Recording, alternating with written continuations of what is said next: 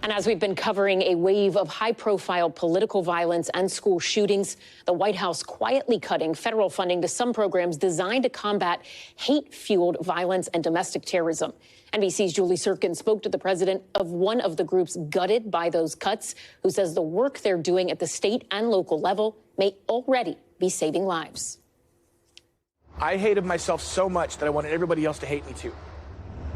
And that's why you almost became a school shooter? It's a process.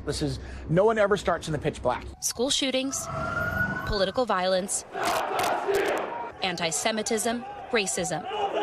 Though each uniquely devastating, Aaron Stark says the root cause may be the same for them all: isolation.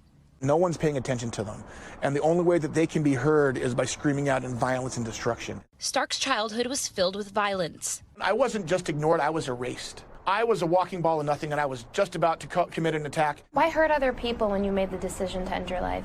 My goal was to create the devastation that my parents had to deal with.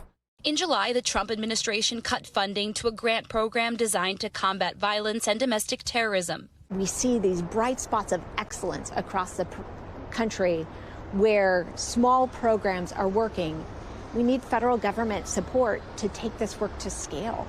What do you say to people who look at your organization and think, I don't really think it could do much? Hate-fueled violence is preventable. Brette Steele is the president of Eradicate Hate, one of the groups gutted by the administration. We take a public health approach to prevent this type of violence, and we give tools for students. We had 10 pilot schools where we delivered the program in person. 2 of the students trained through that pilot program reported weapons on campus and averted school shootings. It was born out of the 2018 Tree of Life shooting, when a white nationalist murdered 11 people praying in a synagogue. What does your necklace stand for? I have to start there. It says stronger than hate. Michelle Rosenthal lost 2 of her brothers that day. Her purpose now is to bring everyone together to eradicate hate. I mean, that is exactly what this summit is about. Days after Charlie Kirk was killed and teenagers at a school gunned down, law enforcement, educators, students, and survivors from around the globe are gathered here in Pittsburgh, including Pennsylvania Governor Josh Shapiro, who is also a victim of political violence. He launched Molotov cocktails and made his way through the governor's residence wielding a metal hammer. What about this moment makes you energized to continue in your public service rather than take a step back? I'm not willing to allow the fear to consume me. I'm not willing to allow those loud voices to drive me out. I've got work to do. There's real purpose and meaning in this work, perhaps more than ever before, just given where we stand right now with the rising political violence in our communities. It's not only up to elected officials, according to high school student Braden Presley, who took part in the summit. I want to make as much change as I possibly can in my school district. Who says he often experiences bullying and racism.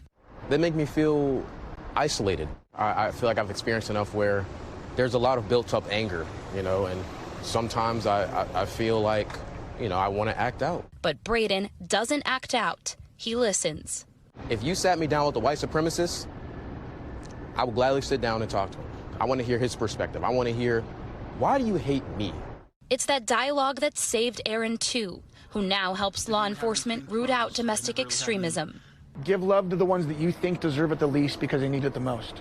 Aaron, Braden, and Michelle are united by one thing: empathy and kindness. Be kind to one another. Yes, yes, yes. We're not heading in a very good direction, especially my generation.